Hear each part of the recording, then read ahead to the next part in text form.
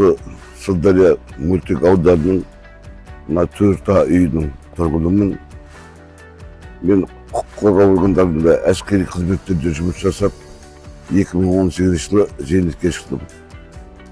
Сол өзім қызмет бабында жүргенде осы кейбір кісілердің үй ауласында еккен көкөністердің талдарын көріп қатты қызығып жүрдім. Сол зейнетке шыққалы бері қолым босағаннан кейін сол кісілердің істегенін мен неге істей алмайын деген оймен мен де мына өзімнің тұратын үйімді алдым. Көгертуді жұмыстарын жасап көрейін деп бастадым. Сол алғашқы бастағаным мына өзімнің артындағы қораны қоршау болды. Одан кейін мына қарама артындағы ауланың ішіне 5 күлі далын егіп көрдім. Келесі жылы оны 7 қылдым.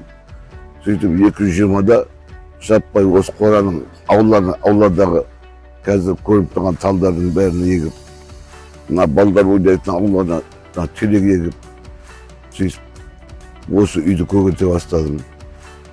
Сол келе-келе мына қазір осы үйдің ана 1-ші подъезден бастап 3 подъездегі алдындағы қоралардың бәрін көгертіп, мына ең соңғы көгерткенім мына жанындағы қора, осыдан 2 жыл бұрын осы қорада бір тал болған жоқ. Қазір мына 2 жылда мына көріп отырған қораларыңыз ең әдемі талдармен көгеріп, біздің үйдің алдынан сән беріп тұр. Соңғы мақсатым мұндағы. Біріншіден өзіме бұл жұмыс ұнады, екіншіден өзім тұратын үйдің, өзім тұратын ауланың тұрғындарына жақсы болсын, көлеңке болсын, әдемілік сән берсін деген сондай оймен жасаған әрекет.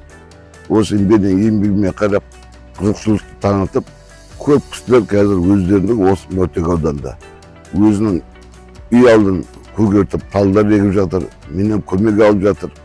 Әлде де болса қаланың тұрғындарын осындай жұмыстар, осындай әрекеттер жасауға шақырамын.